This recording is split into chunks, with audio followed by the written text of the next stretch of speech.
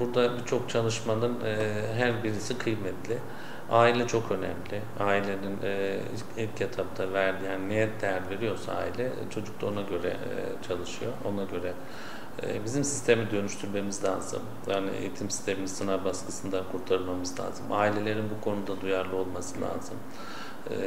Bunun bir ulusal seferberliğe de dönüştürülmesi lazım. Belki kitap okumanın işte kamu spotlarıyla belki özendirilmesi lazım. Belediyelerin bu anlamda yatırım yapan belediyelerin çabalarının çok kıymetli olduğu işte gün yüzüne çıkarılması lazım. Hani bu alanda ne yapılırsa yarışmalar, kampanyalar, kütüphanelerin oluşturulması, işte içerik, internet ortamında kitaplara ulaşımın kolaylaştırılması, bu alanda yürütülen projeler hepsi kıymetli. Yeter ki bir öğrencimize hani kitap okumayı alışkanlık haline getirebilelim. Bunu yaptığımızda zaten o çocuk giderek işte arkadaş çevresine, işte yetişkinliğinde kendi işte çocuklarına nesiller arasında yürüyen bir sisteme, mekanizmaya dönüşecektir.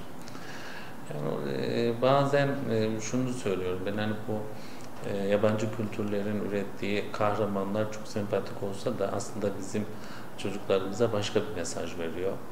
İşte birçok şeyleri gördük, hani çocuklarımızın oradaki çizilen şeyler üzerinden işte intihara sürüklendiğini, başka alışkanlıklara, hani bunu yapıyor insanlar. Nasıl salgın işte virüsü bir şekilde yapıp bütün dünyayı esir aldıkları gibi çocuklarımızın da o işte hareket, enerji, şiddet, işte hani bunlara özendiren, bunlara daha çok işte hani gerçek hayattaymış gibi sunulan çizgi filmler, kahramanlar aslında sakıncalı içerikler.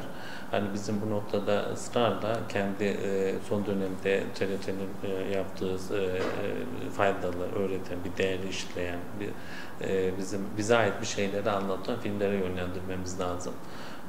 Uzak Doğu'ya biz hep bu noktada şey olarak bakmışızdır. Hani yani görünen yüzünün arkasında bu filmlerde başka bir şeyler işliyorlar diye düşünüyorum ben. Yani bizim bu noktada şunu ısrarla söylememiz lazım. Hani çocuklarımız hani Batı'nın işte bilimin, modanın, işte görgünün, zenginliğin kaynağını Batı olduğunu düşünüyor.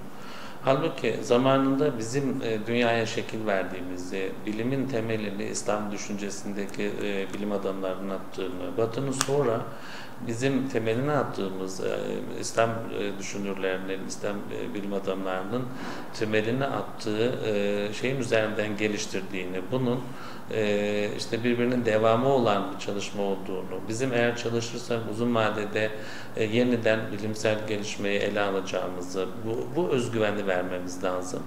Onun için ısrarla hani bizim kendi tarihimizi, kendi kültürümüzü anlatacak işte içerikler, işte çizgi filmler olabilir, ders içeriği olabilir.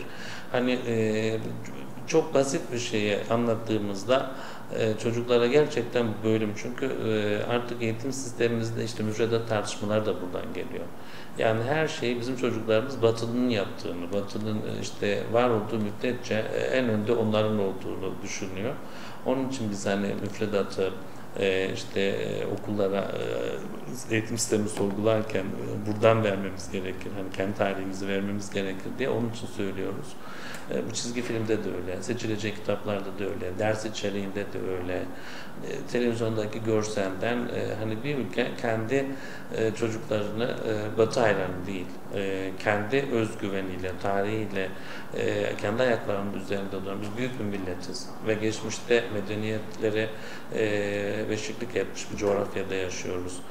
Bunları verdiğimizde zaten arkası gelecektir. Çocuk izleyeceği filmi, ilgi alanını, okuyacağı kitabı, bakacağı yeri de otomatikman seçecektir. Çok yol aldık, biraz daha işimiz var bu konuda.